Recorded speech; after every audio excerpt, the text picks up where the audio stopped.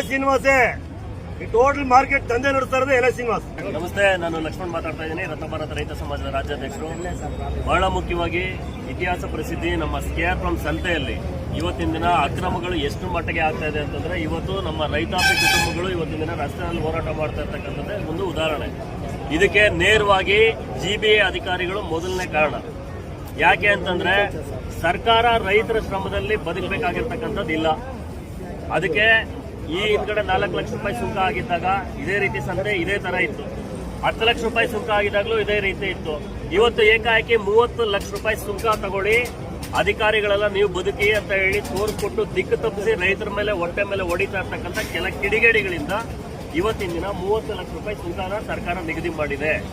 ಇದು ಸರ್ಕಾರದ ತಪ್ಪಲ್ಲ, ಅಧಿಕಾರಿಗಳ ತಪ್ಪು. ಅಧಿಕಾರಿಗಳನ್ನ ದಿಕ್ಕು ತಪ್ಪಿಸಿ ಬಹಳ ಮುಖ್ಯವಾಗಿ ನಮ್ಮ KR ಪಂಪ್ BBMP ಅಧಿಕಾರಿಗಳಲ್ಲಿ ಆ ಕಚೇರಿಗಳಲ್ಲಿ KR ಪಂಪ್ ಸ್ಥಳೀಯ ಭಾಗದಲ್ಲಿ ಕೆಲವರು ರೈತ ನಾಯಕ ಅಂತ ಹೇಳ್ಕೊಂಡಿರ್ತಕ್ಕಂಥ ಕೆಲ ಕಿಡಿಗೇಡಿಗಳು ಇವತ್ತಿನ ದಿನ ಆ ಕಚೇರಿಗಳನ್ನ ಉಪಯೋಗಿಸಿಕೊಂಡು ಅಧಿಕಾರಿಗಳನ್ನ ದಿಕ್ಕು ತಪ್ಪಿಸಿದ್ದಾರೆ. ಇವತ್ತು ಆ 30 ಲಕ್ಷ ರೂಪಾಯಿ ಸುಂಕ ಕಟ್ಟಬೇಕು ಅಂತಂದ್ರೆ ಸರ್ಕಾರಕ್ಕೆ ಗುತ್ತಿಗೆದಾರನಿಗೆ ಎಷ್ಟು ಕಷ್ಟ ಇದೆ, ರೈತರಿಗೆ ಎಷ್ಟು ಕಷ್ಟ ಇದೆ. ಈ ರೈತರಿಗೆ ಯಾವ್ದಾದ್ರು ಸರ್ಕಾರ ಏನಾದ್ರು ಆ ಗುತ್ತಿಗೆ ತಗೊಳ್ಳೋದ್ರಿಂದ ಅಥವಾ ಸುಂಕ ಕಟ್ಟೋದ್ರಿಂದ ಏನಾದ್ರೂ ಮೂಲಭೂತ ಸೌಕರ್ಯಗಳು ಕೊಟ್ಟಿದ್ದಾರೆ ಅನ್ನೋದಾದ್ರೆ ಸಾಸಿವೆ ಕಾಳಷ್ಟು ಇಲ್ಲ. ಆಮೇಲೆ ಇಲ್ಲಿ ವ್ಯಾಪಾರ ಮಾಡಿಕೊಂಡು ಎಷ್ಟೋ ರೈತಾಪಿ ಕುಟುಂಬಗಳು ಸಾಕಷ್ಟು ವರ್ಷಗಳಿಂದ ಇದ್ದಂತ ಉದಾಹರಣೆ ಇತ್ತು.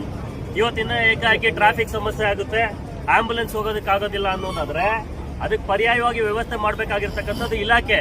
ಮಾನ್ಯ ಮುಖ್ಯಮಂತ್ರಿಗಳು ಸರ್ಕಾರದ ಪರವಾಗಿ ಕಾಳಜಿ ಇರ್ತಕ್ಕಂಥ ಮಾನ್ಯ ಸಿದ್ದರಾಮಯ್ಯನವರು ಹೇಳಿದ್ದಾರೆ, ನನ್ನ ಬೆಳೆ ನನ್ನ ಹಕ್ಕು, ನನ್ನ ಬೆಳೆ ನನ್ನ ಹಕ್ಕು. ರೈತ ತಾನು ಬೆಳೆದಂತ ಬೆಳೆನ ಎಲ್ಲಿ ಬೇಕಾದ್ರೂ ಮಾರ್ಕೊಳ್ಬೋದು, ಅದಕ್ಕೆ ನಿಗದಿ ಇಲ್ಲ ಅಂತಕ್ಕಂಥದ್ದು ಹೇಳಿದ್ದಾರೆ. ನಾನು ರೈತರ ಪರವಾಗಿ ಅಂತ ಹೇಳಿದ್ದಾರೆ. ಇಲ್ಲಿ ಇವತ್ತಿನ ದಿನ ನಮ್ಮ ರೈತರ ಮೇಲೆ ಕೈ ಮಾಡಿದ್ದಾರೆ ಅಂತಂದ್ರೆ ಇದು ಇಲಾಖೆಯ ವೈಫಲ್ಯ, ಪೊಲೀಸ್ ಇಲಾಖೆಯ ವೈಫಲ್ಯ ಅಂತ ಹೇಳಿದ್ರೆ ತಪ್ಪಾಗೋದಿಲ್ಲ.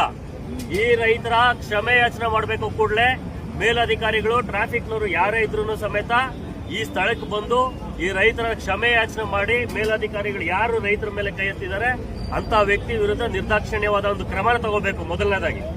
ಹಾಗೆ ಸಂತೆ ಉಳಿಬೇಕು, ವ್ಯಾಪಾರಸ್ಥರು ಉಳಿಬೇಕು. ಇಲ್ಲಿ ಕೇವಲ ಒಂದು ಯಾವ್ದೋ 2 ಗುಂಪು ಇವತ್ತಿನ ದಿನ ಸುಂಕ ತಗೊಂಡಿರೋ ಈ ಗುತ್ತಿಗೆದಾರರದ್ದು ಒಂದು ಗುಂಪು, ನನಗೆ ಸುಂಕ ಸಿಕ್ಕಿಲ್ಲ ಅಂತಕ್ಕಂಥದ್ದು ಒಂದು ಗುಂಪಾಗಿ ಇವತ್ತಿನ ದಿನ ನೇರವಾಗಿ ರೈತರಿಗೆ ಎಲ್ಲರಿಗೂ ತೊಂದರೆ ಆಗ್ತಾ ಇದೆ. ಉಳ್ಕೊಂಡಿರ್ತಕ್ಕಂಥ ಸಂತೆಗಳಲ್ಲಿ KR ಪಂಪ್ ಮುಂದೆ ಇವತ್ತಿನ ದಿನ ಸಂತೆಗಳನ್ನ ನೋಡ್ಬೇಕಂದ್ರೆ ಮಾರ್ಕೆಟ್ ಸಹ ಶಿಫ್ಟ್ ಮಾಡಿಬಿಟ್ಟಿದ್ದಾರೆ.